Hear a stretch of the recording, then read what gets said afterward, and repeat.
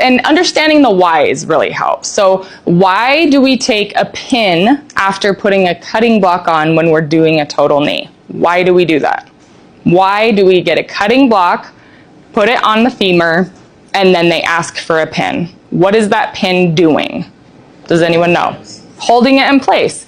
And I feel like the more I have explained this, it's one of those like aha moments that's like, oh my gosh, that makes so much sense. Because you're not thinking that way. You are just thinking what's on your back table, what you need a hand next. You're thinking, oh, they took this, so that usually they take this, but wait, am I out of order here? All you have to do is look. They just put the cutting block on, they have one pin in. So they're probably gonna need another one.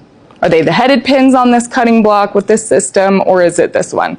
Ask the rep. Hey, are these headed pins, or is it the regular Brasseler pins that we have? Which ones do we put on here?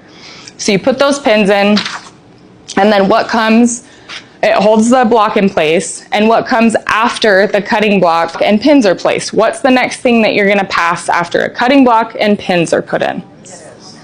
Saw blade, you gotta cut. You just put a cutting block on. That cutting block is put on there so that you can then make cuts. And you have, the only thing you have back there is a knife blade and a saw blade. And if you hand him a knife blade, after that, after we make all the cuts and he or she hands you back the saw blade, what do they need next?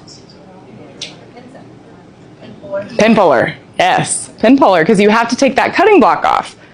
And this is something that I finally understood just from watching cases and asking questions. Nobody ever taught me this way. But once I learned it, I'm like, oh my gosh, I'm gonna teach this way, because this makes so much more sense. And it helps you understand faster. So you're not having to go so many years just not understand there's a lot of instruments back here. I have 12 trays that I took one thing out of each of. Thank you very much, rep. But you know, you have all these trays, but you just don't understand all these jigs that you put together. Like, what are they used for? I'm just trying to like stay ahead here.